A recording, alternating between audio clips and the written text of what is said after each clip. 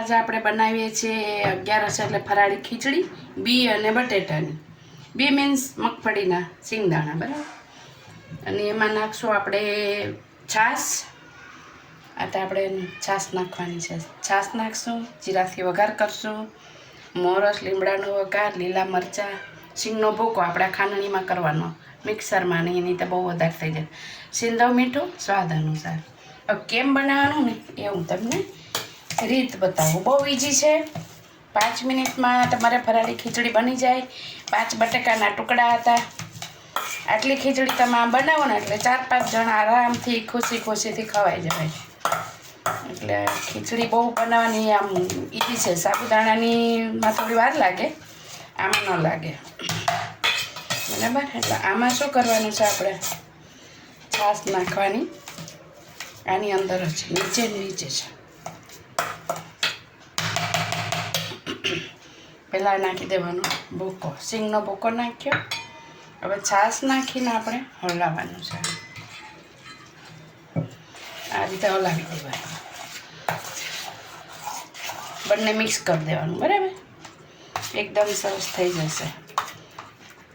બીજું આપણે કાંઈ નાખવાનું નથી. બટેકા અને સિંગ અને છાશ, બરાબર મિત્રો. અને મેં લીધી છે ખાટી ને મીઠી છાશ, એવી લેવાની. સાવ મોરી લેશો ને તો નહીં મજા આવે. ખાટી મીઠી છાશ લેવાની. અને આની અંદર આપણે નાખી દેવાની છે 2 ચમચી ખાંડ. જે નાખી દેવાની હળદર. હળદર નાખી દેવાની આપણે. અને બહુ મજા આવશે તમને.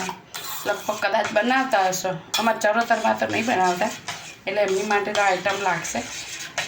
સૌરાષ્ટ્રમાં કદાચ બનાવતા હોય. સ્વાદ અનુસાર આપણે લેવાનું છે સિંધવ મીઠું, જે આપણે ખાતા હોય એ પ્રમાણે નાખવાનું છે. એ બધું મિત્ર આપણે નીચું જ વેરવી દેવાનું છે, આની અંદર જ, બરાબર. અને મેં લીધું છે સિંગ તેલ વઘાર માટે, અને આપણે જીરું આવી જાય એટલે એની માટે આપણે નાખવાની છે લીમડી. લીમડી નાખી પછી આપણા મરચાં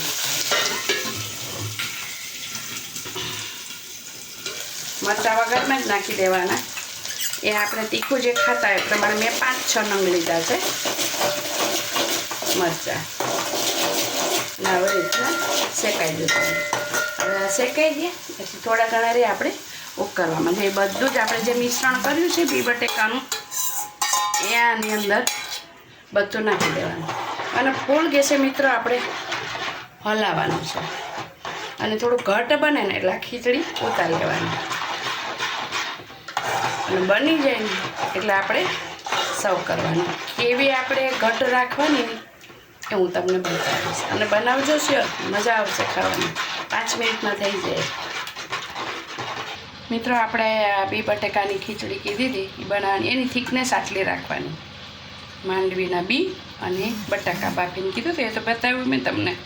પછી આવી રીતે આટલી સુધી ઉકાળવાની. જેમ ઠરશે એમ આની થિકનેસ વધશે. અને પછી એની અંદર આપણે ધાણા છાંટી દેવાના. બહુ સરસ લાગશે. એની સાથે સાથે આપણે જો આ રીતે તમારે ખાવી હોય ને આમ તો પણ ખાઈ શકો વેફરની સાથે, બરાબર મિત્ર. અને તમારે ચમચીથી ખાવી હોય તો પણ તમે ખાઈ શકો. એની સાથે છે સાબુદાણા બટેકાની વેફર, બટેકાનું છીણ, બટેકાની વેફર, કેળું છે, શેકેલી સિંગ છે, અને બરફવાળી છાશ. અને આજનો 11રસનો થાળ મારા તરફથી મિત્રો. ખાજો, શેર સબસ્ક્રાઈબ જરૂર કરજો.